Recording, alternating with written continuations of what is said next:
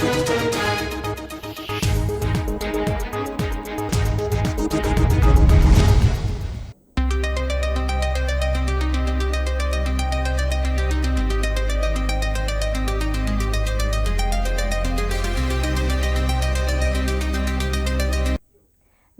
आप देख रहे हैं खबर अब तक। मैं हूं सुचिस्मिता। आइए रुक करते हैं अब तक की सुर्खियों की ओर।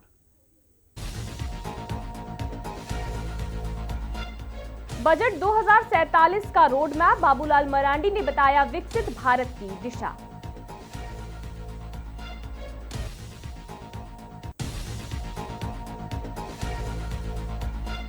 वॉल्वो बस की टक्कर से बाइकर की मौत, गुस्साई भीड़ का हंगामा, गालसी में सर्विस रोड जाम।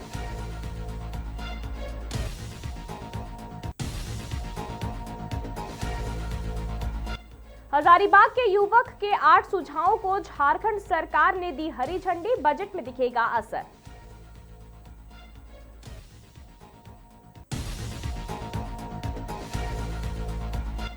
सेवानिवृत्त होने की खुशी में डीबीसी कर्मी ने निकाली ढोल नगाड़ों संग शोभा यात्रा।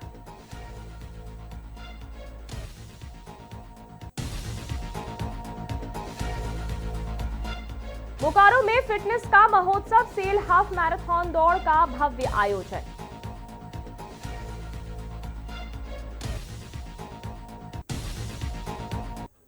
अब बढ़ते हैं विस्तारित खबरों की ओर। केंद्रीय बजट पेश होने के बाद झारखंड विधानसभा में नेता प्रतिपक्ष बाबूलाल मरांडी ने रांची स्थित प्रदेश भाजपा कार्यालय में प्रेस कॉन्फ्रेंस कर बजट पर अपनी प्रतिक्रिया दी।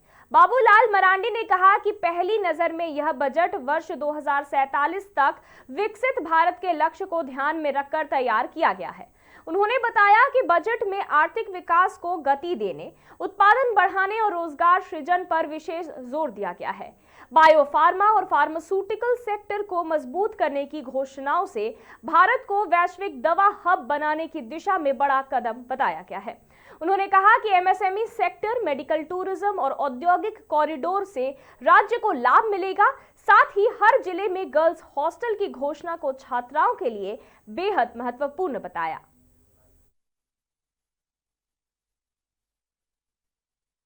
के अवसर सृजित होंगे।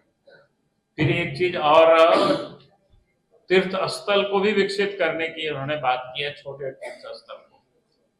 तो झारखंड में भी हमारे कई इस प्रकार के तीर्थ स्थल हैं, जैसे आपके बगल में राजरप्पा है, देवघर है, बासुकीनाथ है, जो इम्पोर्टेंट, अगर हम जहाँ पर सहजता से बहुत सारे लोग आते हैं, अगर इन स्थानों को डेवलप करें, इनको मेन सर्किट से जोड़ दें ताकि लोग सहजता से, सरलता से वहां लोग आ सके और उन सारे क्षेत्रों में सुरक्षा के भी अच्छी वातावरण हो जाए, तो मैं समझता हूं कि झारखंड में जो इतनी अच्छी जगह है, प्राकृतिक ने हमें नैसर्गिक रूप से दिया है, लेकिन उसके लिए मैं बार बार कहता हूँ, पहली शर्त तो ये होता है कानून व्यवस्था ठीक, दूसरी होता है कि इंफ्रास्ट्रक्चर ठीक,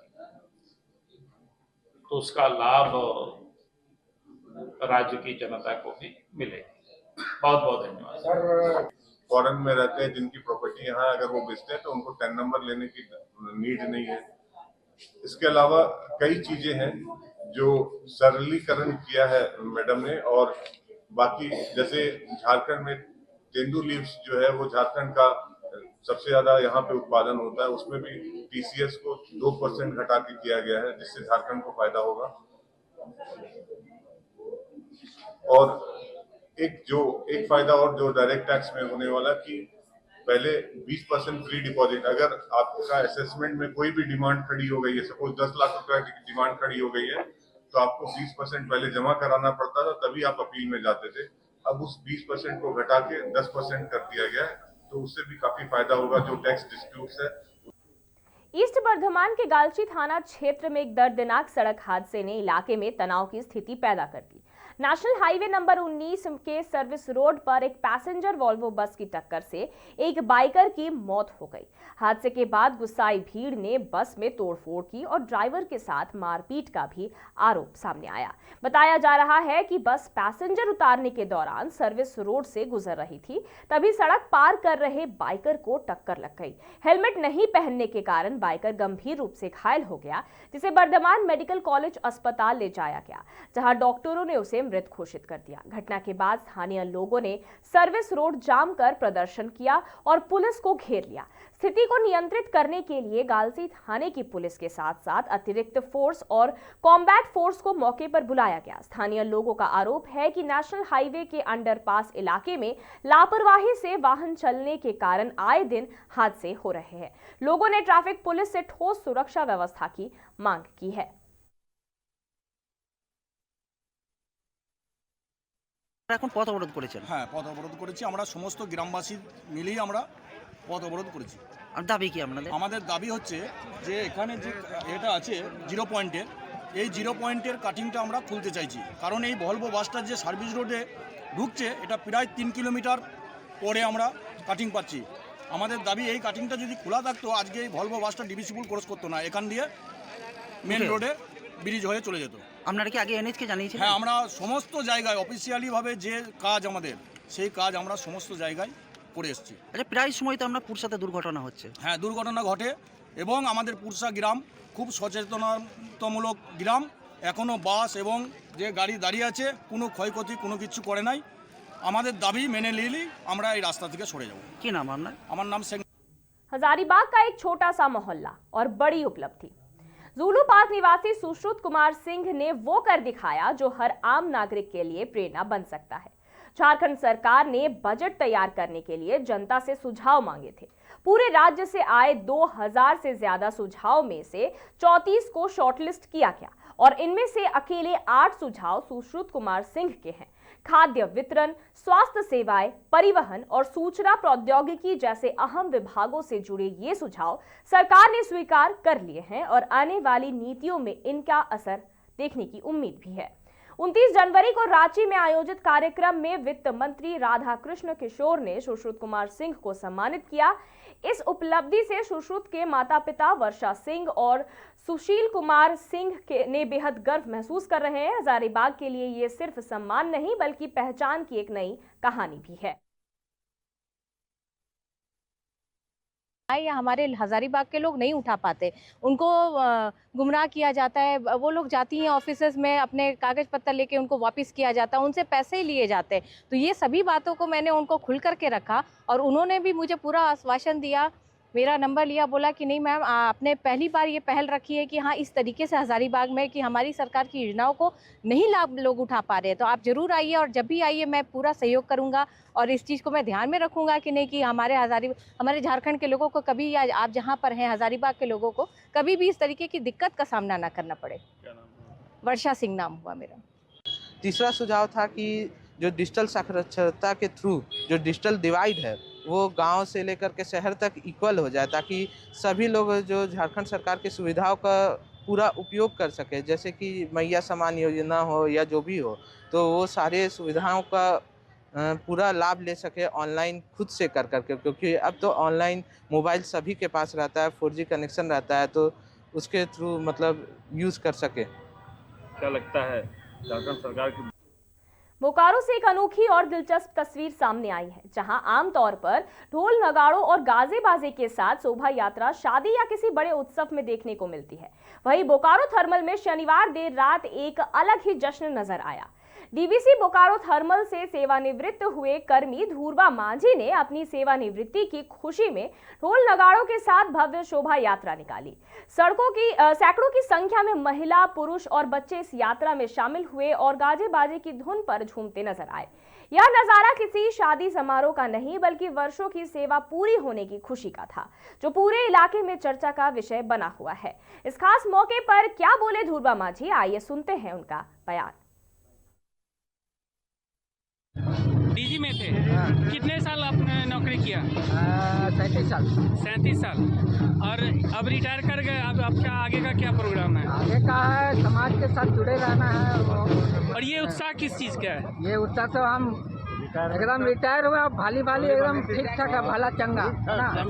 और अपना समाज लोग को भी आज रिटायरमेंट के खुशी में शाम का भोजन हम रखे हैं।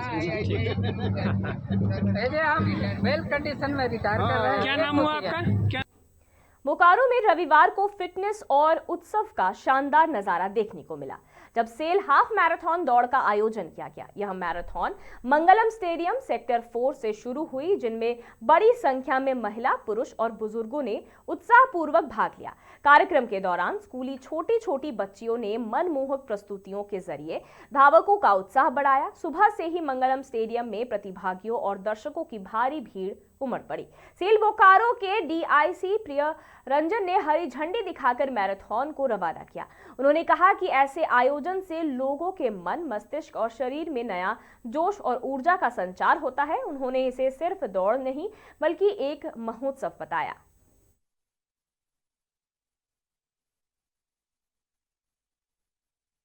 शहर में एक ऐसा माहौल क्रिएट हुआ है जो हमारे लिए बहुत ही बेहतर है। सर कहते हैं कि हर किसी की जिंदगी से जुड़ा हुआ है इससे आज ये नज़ारा देखने को मिल रहा है। सर आप क्या कहें? मैं इस पर अगर 1 मिनट लूँ आपको इसके ऊपर मैं बताना चाहता हूँ। एक ऐसा टैगलाइन है सेल के साथ में जो किसी कंपनी का नहीं है। 1.5 साल पहले सेल ने एक मुहिम चलाई थी टैगलाइन चेंज करने के लिए। मीटिंग हुई, बहुत सारी लाइनों का सजेशन आया, लेकिन फाइनली बताता हूँ अंदर की बात, एक मीटिंग में जितने स्टील कंपनी के स्टॉलवर्ड्स हैं, जितने सीएमडी है, खाली सेल के नहीं सभी वहाँ बैठे थे और चर्चा हो रही थी कि टैगलाइन चेंज करने की कोशिश कर रहे हैं हम लोग। आप बिलीव नहीं करेंगे, जितने बाकी प्लांट के सीएमडी ने बोला इससे बेहतर टैगलाइन हो ही नहीं सकता है, आप चेंज मत कीजिए। हमने चेंज नहीं किया और ये सच्चाई है, बिल्कुल सच्चाई है। ये सेल हाफ मैराथन अब क्या सेल महोत्सव हो गया है? मान सकते हैं कि सेल महोत्सव ही है, क्योंकि हर एक प्लांट में अलग दिन होता है। पाकुड़ के रुद्रनगर कुर्थीपाड़ा में आयोजित 7 दिवसीय श्री श्री 1008 महारुद्र यज्ञ और अखंड हरिनाम संकीर्तन विधि विधान के साथ संपन्न हो गया। देश में सुख शांति और महामारी से रक्षा की कामना को लेकर आयोजित इस महायज्ञ में अंतिम दिन श्रद्धालुओं की भारी भीड़ देखने को मिली। जिले के अलावा पश्चिम बंगाल के कई इलाकों से आए श्रद्धालुओं ने यज्ञ मंडप की परिक्रमा कर 108 फेरे पूरे किए। महिलाओं और बच्चे पूरे उत्साह के साथ इस धार्मिक अनुष्ठान में शामिल हुए। यज्ञ के आचार्य पंडित संतोष तिवारी के अनुसार वैदिक मंत्रोच्चारण के साथ रुद्री पाठ, हवन और पूर्णाहुति की गई। महाआरती के बाद श्रद्धालुओं के बीच प्रसाद का वितरण भी किया गया।